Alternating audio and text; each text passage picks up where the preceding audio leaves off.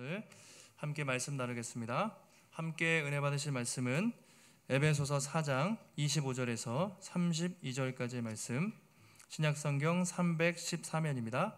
신약성경 314면 에베소서 4장 25절에서 32절까지의 말씀, 우리 한 절씩 교독해서 읽으시고 마지막 32절은 함께 읽겠습니다. 그런즉 거짓을 버리고 각각 그 이웃과 더불어 참된 것을 말하라.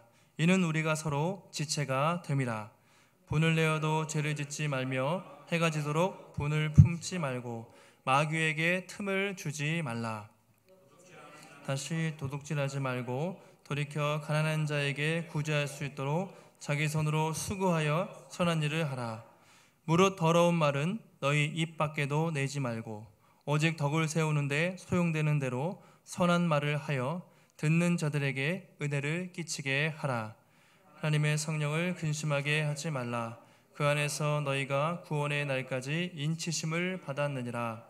너희는 모든 악독과 노함과 분냄과 떠드는 것과 비방하는 것을 모든 악의와 함께 버리고 서로 친절하게 하며 불쌍히 여기며 서로 용서하기를 하나님이 그리스도 안에서 너희를 용서하신 같이 하라. 아멘. 네, 오늘은 변화된 삶을 살고 계십니까? 라는 제목으로 에베소서 말씀을 계속 함께 나누겠습니다. 지난주에 얼마 전에 인터넷을 보다가 유튜브에서 강의를 듣게 되었는데 그 내용이 참 기억에 남고 인상적이어서 먼저 말씀을 나누고 시작하겠습니다. 그 강의의 제목이 뭐냐면 하버드 대학에서 75년 연구 끝에 밝힌 행복의 비밀이라는 제목이었어요. 그래서 하버드대에서 그것도 75년 동안 엄청 길게 연구해서 과연 인간에게 무엇이 행복한 삶인가, 세계 최고의 대학에서 75년이면요, 여러분 연구를 보통 길어야 5년, 10년 하는데 100년 가까이 몇 세대에 걸쳐서 연구를 한 거예요. 도대체 행복의 비밀이 무엇인가? 수많은 사람들과 학자들이 달라붙어가지고 100년 가까이 연구를 해서 비밀을 밝혔다는 거죠. 되게 거창하죠. 그래서 저도 귀가 쫑긋해서 도대체 행복의 비밀이 뭘까 한번 들었습니다. 근데 강의하시는 분이 처음에 바로 답을 말해주지 않고 이렇게 뜸을 들이면서 이렇게 얘기를 하시는데, 먼저 이제 행복에 대한 설문조사를 이야기를 하세요. 젊은 사람들에게 당신은 어떻게 하면 행복하십니까? 이제 물어봤더니 미국 사람들 대부분이 이제 80%가 부자가 되는 것입니다. 저는 부자가 되면 행복하다고 생각합니다. 그렇게 대답을 했대요. 그리고 50%는 유명해지는 것, 저는 유명한 사람이 되고 싶습니다. 이제 그렇게 대답을 했다는 것이죠. 여기까지는 보통 사람들이 다 생각하잖아요. 부자 되고 싶고 유명해지고 싶고 성공하고 싶고 그게 다 행복하다고 생각을 합니다. 그런데 이제 중간을 가면서 마지막에 그분이 결론을 내리는데 그 강의의 결론이 무엇이냐? 보통 사람들이 생각하는 것과는 좀 달랐습니다. 여러분의 행복의 비밀이 뭐라고 생각하세요? 행복의 비밀. 난 이렇게 살면 정말 행복할 것 같아. 이것만 되면 행복할 것 같아. 그런 행복의 비밀. 거기서의 답은 뭐냐면 한마디로 인간관계였어요. 인간관계. 관계가 가장 행복의 비밀이다. 75년 동안, 그러니까 그 샘플이 세계 2차 대전 1930년대부터 몇 세대를 걸쳐서, 그러니까 어린 시절부터 그 인생을 쭉 따라가서 일평생 연구를 한 거예요. 대충 한 게 아니라 막대한 예산에 들여가지고 정말 인간에게 진짜 행복한 것이 뭔가를 어린 시절부터 죽기 전까지 수많은 사람들을 조사를 해서 밝혔는데, 결국 그 행복의 비밀이 물질적인 부, 또 아니면 아까 말했던 성공, 또 유명해지는 것, 그런 것이 아니라 좋은 관계를 맺는 사람이 가장 행복하다는 결론을 내렸다. 그렇게 되어 있습니다. 좋은 관계를 맺은 사람들이 가장 행복하다고 객관적인 데이터로 결론이 난 것이죠. 연구 결과를 보니까 성공과 상관없이 그 사람이 가족이나 친구, 공동체의 관계가, 유대관계가 끝까지 지속된 사람들이 가장 행복하고 기억력, 뇌 수치 이런 게 객관적으로 좋아요. 그래서 건강도 관계가 좋은 사람들이 건강이 좋다는 것을 실제 데이터로 밝혀냈습니다. 반면에 아무리 행복하고 아무리 성공하고 돈이 많아도 마지막에 주변에 자기 마음을 나눌 사람이 없는 사람들 있죠. 관계가 없고 고립된 사람들은 전혀 행복하지 않다고 그렇게 느낀 것이죠. 그래서 결국 행복의 비결이 뭐냐면 행복한 인간관계다. 정 마음을 나눌 수 있는 행복한 인간관계를 누리는 것이 가장 행복한 비결이다. 그렇게 답을 내렸습니다. 여러분 어떻습니까? 이게 어떻게 보면 예상 밖인데 어떻게 보면 너무 당연하지 않습니까? 우린 다 알고 있잖아요. 하버드에서 75년 동안 수많은 돈을 들여서 연구했는데 우리는 어디서 나와 있죠? 성경을 보면 인간관계를 통해서 관계가 우리에게 행복을 준다는 것을 우리는 잘 알고 있습니다. 성경이 이야기하는 것도 바로 이것이죠. 우리는 언제 만족을 누리냐면 하나님과의 관계 속에서, 그리고 인간과의 관계 속에서 사랑을 누릴 때 정말 만족을 누릴 수 있다. 그것이 성경이 말하고 있는 것이죠. 근데 문제가 뭐냐면 죄가 들어오면서 하나님과 인간의 관계가 파괴됐습니다. 그렇죠? 그 다음에 사람과 사람의 관계가 파괴되기 시작한 것이죠. 그게 이제 우리의 고통이 된 것이죠. 그래서 관계가 다 깨져버려서 서로 화내고 상처 주고 그런 삶을 살게 된 것이 인간의 비극이라는 것이죠. 성경을 보면 에베소서 앞에를 보면 이제 예수님께서 오셔서 하신 일이 뭐냐? 무슨 일 하셨죠? 하나님과 우리의 관계를 화목하게 하셨다. 이런 표현을 써요. 하나님과 우리의 관계를 회복시키셨다는 것이죠. 에베소서 2장 14절 말씀을 보시면 이렇게 말하고 있습니다. 그는 우리의 화평이신지라 둘로 하나를 만드사 원수된 것 곧 중간에 막힌 담을 자기 육체로 허시고. 원수, 이방인과 유대인이 요 전까지는 원수였잖아요. 짐승처럼 취급했고 한 교회에서 예배드린다는 것은 상상도 할 수 없었는데 예수 그리스도가 십자가로 자기 육체를 죽이심으로 한몸 되게 하셔서 교회에서 예배드리고 있지 않습니까? 그것을 얘기하는 것이죠. 예수님이 뭐 하셨냐? 하나님과 인간의 깨어진 관계를 회복하시고 또 인간과 인간의 적대 관계, 이 원수 같은 관계를 다 회복하셔서 이제는 우리가 지체다, 한 형제다 하면서 예배드릴 수 있겠다. 이것이 예수님이 우리를 위해서 행하신 일이라고 바울이 2장 앞에서 말을 하고 있습니다. 지난주 말씀은 이것이죠. 예수 믿은 사람들은 새 사람다운 삶을 살아야 합니다. 그죠? 옛사람을 벗고 뭐죠? 새 사람을 입으라. 이 말을 들었습니다. 오늘 말씀은 지난주 말씀이 총론이에요. 그러니까 개괄적으로 옛사람을 벗고 새 사람을 살라는 개괄적으로 총론을 말했다면 오늘은 이제 각론이죠. 구체적으로 어떻게 새 사람답게 사는 것이냐, 그런 변화된 삶이 무엇이냐, 그것에 대해서 말을 해주고 있습니다. 먼저 이제 4가지 말을 하고 있어요. 바울이 4가지를 얘기하고 있는데 하지 말아야 될 것에 대해서 구체적으로 말을 하고 있는데 첫 번째가 이제 거짓말을 하지 말라 이것이죠. 구체적으로 우리 4장 25절 말씀 함께 읽겠습니다. 시작. 거짓을 버리고 각각 그 이웃과 더불어 참된 것을 말하라. 이는 우리가 서로 지체가 됨이라. 거짓을 버리고 이웃과 더불어 참된 것을 말하라. 다 아는 말씀이죠. 거짓말하지 말라. 쉬운 말씀인데 그 이유가 무엇이죠? 거짓말하지 말아야 되는 이유를 뭐라고 말하죠? 이는 우리가 서로 지체가 됩니다. 즉 이 공동체 관계를 깨는 행위이기 때문에 그래요. 오늘 바울이 말하는 것들은 제가 처음에 관계에 대한 이야기를 했는데 대부분의 죄악들은 하나님과 인간의 관계 또는 사람과 사람의 관계를 깨는 죄이기 때문에 그렇습니다. 첫 번째가 거짓말하지 말라는 것이죠. 에이, 그거 우리가 다 옛날부터 배운 얘기인데 무슨 뭐 더 이상 말할 게 뭐 있냐 그렇게 얘기하실 수 있지만 이 거짓말하는 건요 단순히 그냥 뭐 사람이 나빠서 윤리 도덕적으로 그냥 짓는 것이 아니라 영적인 죄입니다. 영적인 죄. 인류 최초의 거짓말한 사람이 누굴까요? 가장 먼저 거짓말한 사람. 최초의 아담과 하와가 선악과 따먹고 도망가면서 하나님 앞에 거짓말했잖아요. 근데 그 전에 거짓말을 하도록 시킨 사람이 누구죠? 시킨 존재 사단이죠. 사단이 뱀에게 들어가서 꼬셨잖아요. 속였잖아요. 거짓말을 했죠. 그래서 이 거짓말은요 영적인 거예요. 그러니까 영적인 것이고 예수님도 요한복음에서 마귀를 뭐라고 했냐면 마귀를 거짓말쟁이 또는 거짓의 아비라 이렇게 표현했습니다.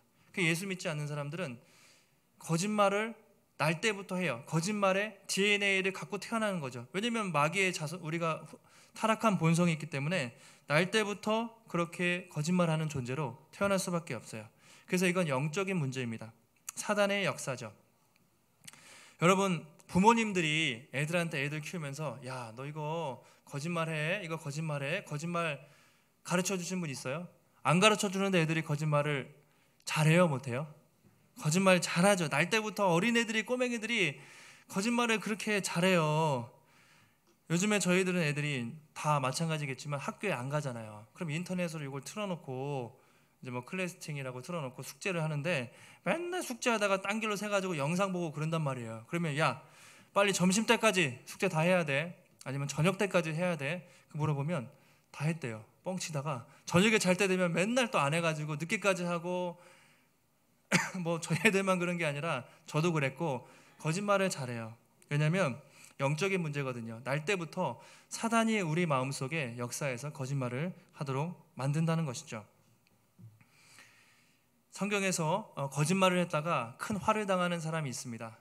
사도행전 5장에 보면 아나니아와 삽비라 아시죠? 초대교회 때 아나니아와 삽비라가 있는데 재산을 이제 내놓기로 했어요. 그런데 좀 욕심이 생겼는지 몇 가지 이제 좀 다 내놓지 않고 좀 속이고 이렇게 모아놓고 일부만 내놨잖아요.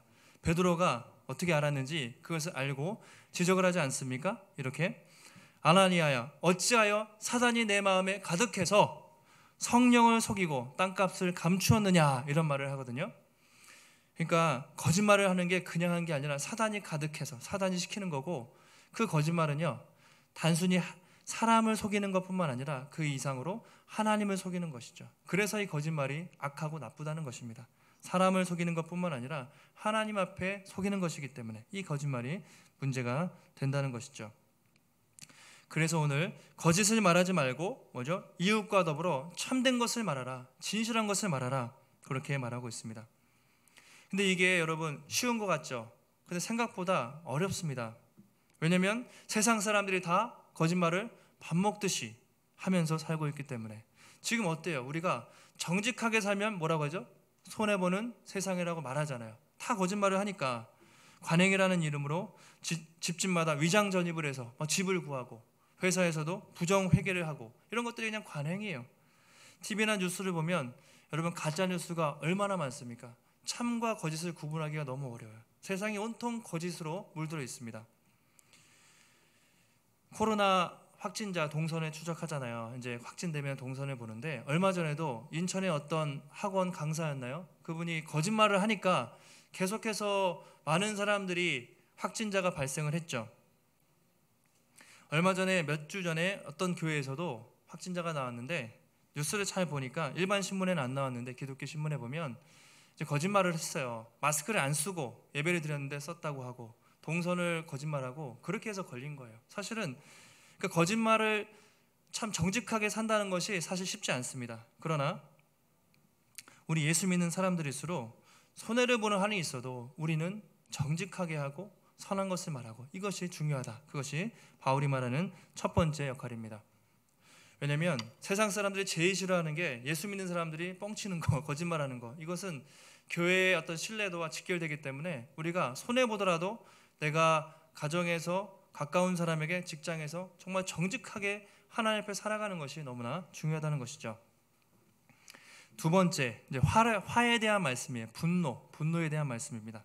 우리 4장 26절 말씀 함께 읽겠습니다. 시작. 분을 내어도 죄를 짓지 말며 해가 지도록 분을 품지 말고. 자, 이 말씀 잘 보시면 분을 내어도 죄를 짓지 말며, 그렇게 얘기했습니다. 여러분, 이게 분을 내도 된다는 말인가요? 안 된다는 말인가요? 분을 내어도 죄를 짓지 말라, 이 말만 보면 무슨 말이죠? 분을 내도 된다는 말입니까? 안 된다는 말일까요? 분을 내는데 죄를 짓지 말라. 성경은 분노 자체 있잖아요. 화나는 거는 악한 감정이 아니라고 얘기해요. 낼 수도 있어요. 단 어느 경우에 낼 수 있습니까? 정당하게. 그것은 하나님의 성품에 속해 있는데, 예를 들어서 구약 성경을 보면 하나님이 막 진노하고 분노할 때가 있습니다. 우리가 신명기를 요즘에 묵상하는데 하나님이 언제 분노하시죠? 이스라엘 백성들이 우상을 숭배할 때, 거룩하지 못할 때 분노하시죠. 그것은 정당한 분노예요. 거룩한 분노, 의분이라고 말합니다. 그러니까 그런 분노는 낼 수도 있다는 것이에요. 그래서 공동체 안에서 바울도 누군가가 정말 죄를 짓고 잘못한 것이 있다면 거룩한 분노를 가지고 그 사람을 때로는 책망하고 또 징계할 수도 있다는 것이죠. 거기까지는 좋습니다. 근데 문제는 사람들이 보통 화낼 때 그렇게 해서 내냐는 것이죠. 여러분이 막 정의감에 불타가지고 내가 이 나라 이민족을 위해서 정말 정의롭게 정의의 사도처럼 보통 우리가 그런 분노를 내십니까? 보통 우리는 언제 화를 내죠? 저도 그렇고 언제 분노하죠? 다른 사람이랑 뭐 의견이 다를 때, 또 자녀들이 누군가가 내 말을 안 들을 때, 내 자존심이 상할 때, 누군가를 시기하고 질투하는 마음이 들 때, 자기를 방어하기 위해서 보통 화내잖아요. 그렇죠? 막 화내지 않습니까? 그래서 이런 분노가 죄가 될 수 있다는 것이죠. 거룩한 분노는 표현할 수 있지만 그 이상은 죄를 지어서는 안 된다. 그리고 만약에 거룩한 분노라도 해가 지도록, 하루가 지나도록 분을 품지 말라고 말합니다. 아무리 의로운 분노라도 사람이 약하기 때문에 계속 화를 내면 사단에게 넘어갈 수 있어요. 사단에게 틈을 준다고 말하고 있습니다. 마귀에게 틈을 준다. 그러니까 마귀는요, 분노하는 사람한테 가장 많이 들러붙어 있다는 것이죠. 가장 많이 분노하는 사람에게 들어가길 좋아한다고 합니다. 그래서 이런 표현이 있어요. 마귀는 분노를 하는 사람은 마귀에게 자기 마음의 대문을 열어주는 것이다. 이런 표현을 하는데, 막 화내는 사람은 마귀 들어와서 나를 막 지배하라고 막 그렇게 하는 정도로 이 화내고 분노하는 것이 아주 마귀가 좋아한다는 것이죠. 딱 보면 야, 저 사람 지금 막 화내고 있어. 야, 저기 가면 한참 놀 수 있겠다. 항상 우리 보면 막 씩씩거리고 막 그냥 뭐 이런 사람 있잖아요. 어떤 사람들은 예배 드리고 막 가다가도 주차장에서 제가 옛날에 싸우는 경우를 막 봤는데 막 그렇게 화로 가득 찬 사람들이 있어요. 근데 마귀가 그런 사람들을 가장 좋아한다는 것이죠. 그래서 가능하면 화를 내지 말고, 내더라도 하루를 지나지 말고 빨리 끝내는 것이 지혜로운 사람이다. 그렇게 말을 하고 있습니다. 요즘 사람들에게 여러분 되게 분노가 많잖아요. 화가 가득한 세상 아닙니까? 막 화나는데, 안 그래도 살기 힘든데 코로나까지 걸려서 막 먹고 살기 힘들고 막 분노로 가득 찼는데 풀 데가 없는 세상 같아요. 그래서 인터넷에 보면 악성 댓글 보면 와, 이 사람들이 뭐 하나 잘못하면 아주 죽일 듯이 그래요. 정말 분노하는구나. 분노를 쏟아놓을 데가 없어요. 예전에 애들이 많이 했던 만화 중에 앵그리버드라고 있는데, 앵그리버드, 화가 나는 거죠. 항상 화가 나서 와, 진짜 요즘 같으면 날씨가 더워지죠. 여름 되면 항상 그 기상캐스터가 불쾌지수 얘기해요. 이제 안 그래도 화나는데 날도 더워요. 그러면 막 분노가 올라와요. 건들기만 해도. 여름을 우리가 조심해야 돼요. 조심해야 되는데 이 분노라는 것이 우리를 되게 흔들 수가 있다는 것이죠.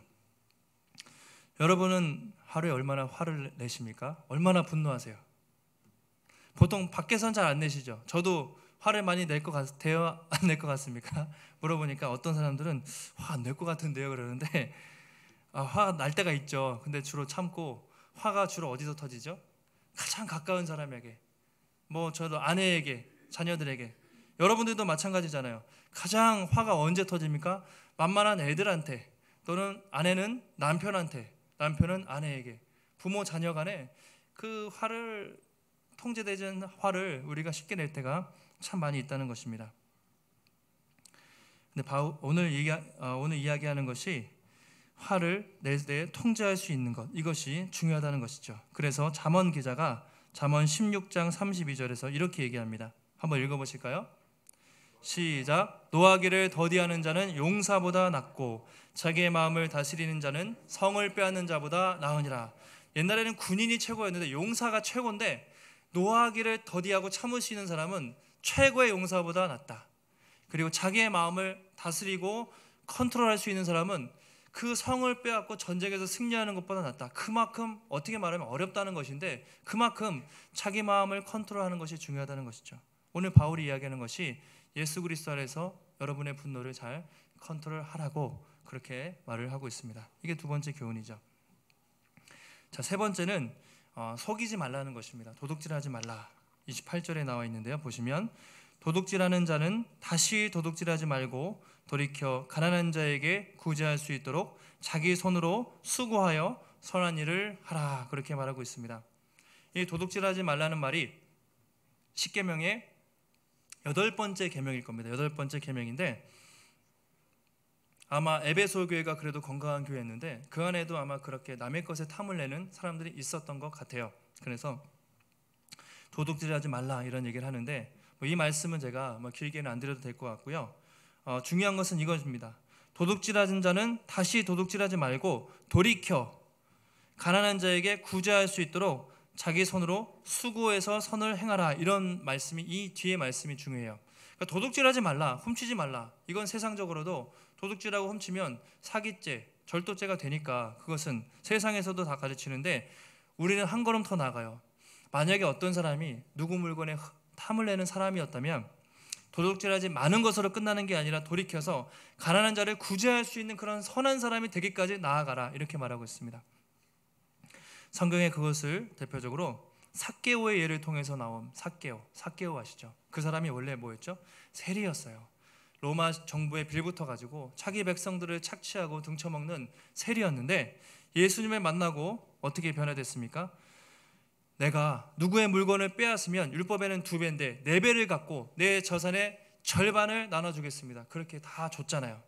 그러니까 훔친 거 안 훔치는 걸로 끝난 게 아니라 4배 갚아주고 자기 재산 절반 떼어가지고 가난한 사람들 구제했어요.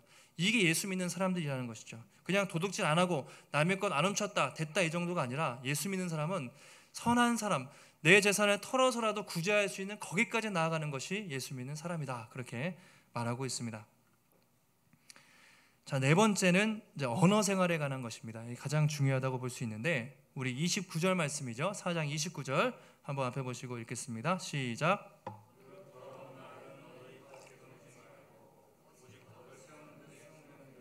선한 말을 하여 은혜를 끼치게 하라. 더러운 말은 입 밖에도 내지 말고 선한 말을 하라. 듣는 사람에게 은혜를 끼치게 하라. 언어 생활에 관한 교훈입니다. 더러운 말은 부정적인 말일 수도 있고요. 또 음란한 말일 수도 있고요. 다른 사람에게 상처를 주거나 공격하는 말, 그런 것들을 더러운 말이라고 합니다. 선한 말은 덕을 세운다고 하죠. 덕을 세우기 위해서 선한 말. 이 덕이라는 말은 영어로 need라고 되어 있는데 필요 있죠. 필요. 다른 사람이 어떤 상황에 있는지 보고 그 사람이 정말 어려운 상황이라면 그 사람에게 시의적절한 말, 필요한 말을 통해서 격려와 위로를 하는 것, 이것이 덕을 세우는 말이라는 것이죠. 누군가 힘들어할 때 정말 힘드시죠? 그 아픔을 알고 정말 세워주고 격려하는 말, 이것이 선한 말입니다. 그렇게 해서 은혜를 끼치는 자가 되라, 은혜의 전달자가 되라, 그렇게 말을 하고 있습니다. 말의 중요성이 너무 중요한 것은 여러분들 다 아실 거예요. 요즘에 아까 분노가 가득 찬 세상이라고 말씀드렸는데 언어 폭력이 얼마나 심합니까? 우리가 이렇게 직접 때리진 않죠, 예수 믿는 사람들이. 그렇지만 저도 그렇고 돌아보면 우리가 얼마나 말로 상대방의 마음을 아프게 하고 상처 주고 그 언어 폭력을 행하는지 우리가 잘 살펴봐야 합니다. 인터넷에 악성 댓글 때문에 유명한 연예인들은 막 우울증에 빠져서 자살도 하잖아요. 그만큼 이 말의 힘이라는 것이 생각보다 크고 대단하다는 것이죠. 그럼 요즘에 여러분의 언어 생활을 한번 돌아보시면 좋겠어요. 요즘에 어떤 말을 주로 하십니까? 내 말은 주로 사람을 세우고 격려하는 말을 하는가? 당신 덕분에 행복하다, 요즘에 참 감사하다, 그런 긍정적이고 세우는 말을 많이 합니까? 아니면 너는 맨날 왜 그러냐, 너 때문에 못 살겠어, 이런 부정적이고 상대방을 깎아내리는 힘든 말을 합니까? 자신의 말을 한번 돌아보시기 바랍니다. 사람들에게 이제 물어봐요. 설문조사 해보면 막상 듣고 싶은 말 있잖아요. 우리도 듣고 싶은 말, 그 말을 하면 되는데 그게 어려운 말이 아니거든요. 친구 사이에서는 나는 너를 참 믿어, 나는 너를 신뢰해, 난 네가 좋다, 그런 신뢰를 표현하는 말이 듣고 싶다고 응답을 했어요. 자녀들은 부모님에게 어떤 말 듣고 싶을까요? 우리 아이들은 너는 맨날 왜 그 모양이야, 그게 아니라 잘했어, 괜찮아, 학교에서 몇 점? 50점 더 못해도 괜찮아, 잘했어, 그런 격려의 말을 아이들은 듣고 싶어 한다는 것이죠. 부부 사이에도 있는 그대로 인정해 주는 거죠. 뭘 자꾸 이거 해라 저거 해라가 아니라 당신의 모습을 있는 그대로 인정하고 존중하고 사랑한다는, 그냥 격려하는 그런 말들, 그런 작은 말들을 사실 우리는 필요로 합니다. 그런 것들이 힘과 위로가 된다는 것이죠.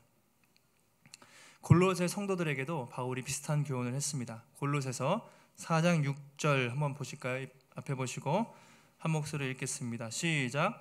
너희 말을 항상 은혜 가운데서 소금으로 맛을 냄과 같이 하라. 그리하면 각 사람에게 마땅히 대답할 것을 알리라. 항상 은혜 가운데서 소금으로 맛을 냄과 같이 시의적절하고 필요한 말을 하라. 그렇게 우리 언어 생활을 교훈하고 있습니다.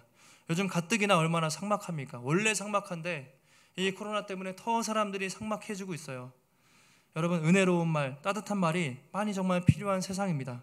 그래서 서로 이렇게 교회 오시잖아요. 그러면 오셔서도 그냥 뻘쭘하게 새 가족이니까 처음 보니까 그러지 마시고 서로 주님 안에서 한 형제 자매다, 그런 격려의 말 그렇게 했으면 좋겠고요. 또 우리의 삶 속에서 여러분 이번 한 주간도 말과 행동과 성품이 더 하나님을 닮아가서 덕과 은혜를 끼치는 복된 성도들이 되시기를 바랍니다. 두 번째 큰 주제는 성령을 근심하게 하지 말라는 것이죠. 성령을 근심하게 하지 말라. 4장 30절 말씀 이렇게 말하고 있습니다. 하나님의 성령을 근심하게 하지 말라. 그 안에서 너희가 구원의 날까지 인치심을 받았느니라. 하나님의 성령을 뭐라고요? 근심하게 하지 말라. 이 표현이 중요합니다. 근심하다, 리페어라고 헬라어에 되어 있는데 근심하다, 말 그대로 고통스럽게 하다, 괴롭히다, 슬프게 하다, 또는 한숨 짓게 하다, 이런 것이 근심하다라는 말입니다. 그러니까 우리가 이렇게 거짓말하고 또 악한 말하고 또 도적질하고 또 화를 내며 살면 우리 안에 계신 성령께서 너무나 슬퍼하시고 마음 아파하시고 근심하신다, 그것을 말하고 있습니다. 이게 정말 우리에게 중요한 말씀입니다. 우리가 예수 믿는 순간에 여러분 우리에게 그냥 예수님 믿고 끝나는 것이 아니라 놀라운 변화가 일어납니다. 그 변화가 무엇입니까? 바로 우리가 예수 믿을 때 우리 안에 뭐죠? 성령이 우리 안에 들어오시는 것이죠. 여러분 믿으십니까? 여러분 안에 성령이, 새 생명이 들어오신 거예요. 그래서 예수 믿는다는 건 내가 예수 믿습니다, 그게 아니라 내 안에 성령이 들어오셔서 이제는 내가 주인이, 예전에는 내가 주인으로 살았는데 이제는 성령님이, 하나님이 주인 되어서 전혀 다른 삶을 사는 것이 성도들의 삶입니다. 완전히 바뀌는 것이죠.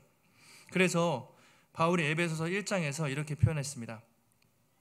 너희는 그 안에서 너희도 진리의 말씀, 곧 너희의 구원의 복음을 듣고 그 안에서 또한 믿어 약속의 성령으로 인치심을 받았으니, 우리가 예수 믿을 때 성령이 들어오는데 인치심, 이것은 도장인이잖아요. 도장. 그래서 우리가 예수 믿을 때 우리 안에 성령이 들어오셔서 우리 마음에 도장을 찍고 더 이상 나가지 않고 거주하신다. 그것이 인치심이라는 말이죠. 또 이는 우리 기업의 보증이 되사 그 얻으신 것을 속량하시고 영광을 찬송하게 하려 하심이라. 기업의 보증이 된대요. 우리가 예수 믿고 마지막 날 천국 가고 구원받을 것을 보증금처럼 보증이 되셔서 끝까지 우리의 구원을 지키는 분이 누구다? 성령이시다. 그리고 늘 우리 마음속에 하나님을 찬양하고 싶고 예배하고 싶게 만드는 것이죠. 오늘도 세상 사람들은요, 예배 시간 안 나오잖아요. 왜? 성령이 없기 때문에 하나님께 예배하고 싶은 마음이 없어요. 여러분들이 오늘 이 자리에 예배하고 나오셨다면 여러분이 나온 것이 아니라 여러분의 마음속에 계신 성령께서 그 영광을 찬송하게 하기 위해서 나오게 하신 줄 믿습니다. 그것이 중요하죠. 어떤 사람이 그래서 물어봐요. 계속 만약에 우리가 죄를 지으면 정말 우리가 성령이 떠나갈 수 있냐? 성령이 떠나갈 수 있습니까? 우리 안에 계신 성령님이 나갈 수 있습니까? 그렇지 않죠. 우리 안에 계신 분은 계속해서, 한 번 들어오신 분은 아까 도장을 찍었다고 그랬잖아요. 끝까지 계신다고 성경이 말하고 있습니다. 이것이 우리가 성도의 견인이라고 하는데 끝까지 우리의 구원을 성령이 인도하세요. 놀라운 은혜죠. 하지만 우리가 그럼에도 불구하고 계속 범죄하고 악을 행하고 그렇게 살면 성령께서 계속해서 근심하시고 탄식하시는 것이죠. 우리 안에서 성령이 역사하실 수가 없는 것입니다. 그래서 계속해서 그렇게 살면 마치 예수 믿지만 불신자처럼 살 수도 있다는 것이죠. 왜냐하면 성령이 근심하시고 성령이 거의 없는 것처럼 살 수도 있다는 것이죠. 바울이 그래서 데살로니가 성도들에게 이렇게 권면을 했습니다. 데살로니가 전서 5장 19절 이하에 보시면, 우리 앞에 보시고 한번 읽어보겠습니다. 시작. 성령을 소멸하지 말며 예언을 멸시하지 말고 범사에 헤아려 좋은 것을 취하고 악은 어떤 모양이라도 버리라 그랬어요. 성령을 소멸하지 말고, 악은요 근처에도 가지 말고 모양도 버리라. 그렇게 되면 성령이 소멸치 말라고 했는데 완전 없어진다는 의미가 아니고요. 제대로 번역하면 성령의 불이 거의 꺼질 수도 있다 이렇게 되어 있어요. 성령의 불이, 성령이 계시긴 계시지만 거의 없는 것처럼, 거의 불이 꺼져서 안 계신 것처럼. 그래서 우리가 늘 성령을 무시하고 죄 가운데 살면 성령이 우리 가운데 역사하시지 않아요. 거의 없는 것처럼 그렇게 됩니다. 그래서 바울이 늘 말하는 게 에베소서 5장에서도 술 취하지 말라, 이는 방탕한 것이니 성령의 충만함을 받으라, 이렇게 얘기하는 것이죠. 성령을 근심케 하지 말고 성령의 충만함으로 그렇게 우리 안에 성령이 역사하실 수 있도록 그렇게 살라고 사도 바울이 권면하고 있습니다. 여러분 한번 어떠십니까? 날마다 성령의 인도를 따라 성령의 충만한 가운데, 여러분 안에 성령의 충만한 가운데 살고 계십니까? 아니면 성령을 무시하고 성령을 근심케 하고 날마다 성령이 없는 것처럼 그렇게 살고 계십니까? 한번 돌아보시기 바랍니다. 바울이 성령의 충만한 삶이 무엇인지 31절, 32절 마지막 이렇게 권면하고 있습니다. 함께 읽어보겠습니다. 31절, 2절 시작. 너희는 모든 악독과 노함과 분냄과 떠드는 것과 비방하는 것을 모든 악의와 함께 버리고 서로 친절하게 하며 불쌍히 여기며 서로 용서하기를 하나님이 그리스도 안에서 너희를 용서하심과 같이 하라. 성령의 충만함을 산다는 건 그냥 막연한 게 아니에요. 여러분 이번 한 주도 성령 충만하세요 그럴 때 그냥 막연하게 그게 아니라 이것입니다. 버릴 것과 따를 것이 있다는 것이죠. 뭘 버려야 됩니까? 앞에 보시면 악독, 노함, 분내는 거, 떠드는 거, 비방하는 거, 뒷담화하는 거, 악의, 이런 것들을 버리라. 일단 버릴 것을 이야기하고 있습니다. 그 다음에 어떻게 해야 되죠? 따라야 할 것이 무엇입니까? 서로 친절하게 해주는 거, 친절함. 또 서로 불쌍히 여겨주는 거, 또 서로 용서하는 거, 세 가지죠. 친절한 거, 긍휼히 여기는 거, 서로 용서하며 사십시오. 이것이 성령의 충만한 삶입니다. 그렇게 말하고 있습니다. 그러면서 중요한 것이 서로 용서하기를 하나님이 그리스도 안에서 너희를 용서하신 것 같이 하라, 그렇게 말해요. 그냥 하는 게 아니라 하나님이 이미 너희를 그렇게 용서하시지 않았냐? 너희들이 받은 용서처럼 너희들이 용서받은 백성이라면 마땅히 너희 주변에 있는 성도들을, 사람들에게 친절하게 하고 그들을 불쌍히 여기고 그들을 서로 용서하는 삶을 살라고 그렇게 권면하고 있습니다. 아까 처음에 하버드 대학에서 연구한 행복의 비결에 대해서 그분이 말하면서 마지막 그 연설자가 강의하면서 이렇게 마무리했어요. 미국의 소설가 마크 트웨인의 이야기를 들으면서 이렇게 표현했습니다. 네, 시간이 없다는 것이죠. 무슨 시간이 없냐? 인생은 짧기에 다투고 사과하고 가슴 아리하고 해명을 요구할 시간이 없다. 싸울 시간이 없어요. 오직 사랑할 시간만이 있을 뿐이다. 이렇게 말하고 있습니다. 수많은 사람들이 그 짧은 인생을 살면서 그렇게 싸우고 다투고 아웅다웅하면서 사는데 우리 인생이 얼마나 짧냐? 금방 시간이 지나가고 사랑할 시간도 부족하다. 사랑할 시간만이 있을 뿐이다. 사랑하며 살라고, 그것이 인생의 가장 행복한 비결이라고 그렇게 마지막으로 말을 했던 것이죠. 사도 베드로도 이렇게 말합니다. 무엇보다도 뜨겁게 서로 사랑할지니 사랑은 허다한 죄를 덮느니라. 모든 것을 다 덮을 수 있는 것, 그것은 하나님의 사랑밖에 없다는 것이죠. 사랑하는 성도 여러분, 혹시 주변에 살면서 또 마음 상하고 혹시 또 깨어진 관계가 있습니까?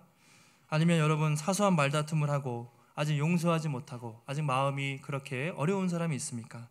오늘 성경은 말하죠. 사랑은 모든 허물을 덮는다. 또 우리 인생에는 싸우고 다투고 그럴 시간이 없어요. 사랑하기에도 부족할 시간이라고 분명히 말하고 있습니다. 혹시 그런 사람이 내 주변에 있다면, 떠오르는 사람이 있다면 이번 주에 만나서 또는 문자나 카톡으로도 좋습니다. 사랑과 용서의 메시지를 보내면 어떻겠습니까? 이번 한 주도 주님께 받은 이 용서와 사랑을 가지고 여러분 성령을 근심하게 하지 마시고 성령의 충만함을 받아 성령의 열매를 맺으시고 가는 곳마다 많은 사람에게 힘이 되고 은혜를 끼치는 복된 성도들이 되시기를 주님의 이름으로 축원합니다.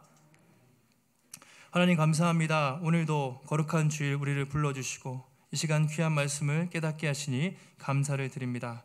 우리가 인생을 살면서 얼마나 성령 하나님을 근심케 하고 또 우리가 그렇게 살았는지 다시 한번 회개합니다. 이 시간 다시 한번 우리가 주의 말씀을 기억하며 이번 한 주 살아갈 때 내 안에 계신 성령님을 따라서 순종하며 살게 하시고, 하나님, 우리가 거짓말하지 않고 또 상처 주지 않고 힘들게 하지 않고 우리가 서로 친절하게 하고 불쌍히 여기며 용서하며, 주님, 가는 사람들에게 만나는 사람마다 은혜를 끼치게 하고 그 영혼을 살릴 수 있는 귀한 사람들이 될 수 있도록 성령의 충만한 열매를 맺는 복된 삶이 될 수 있도록 함께하여 주시옵소서. 모든 말씀 거룩하신 예수님의 이름으로 기도하옵나이다. 아멘.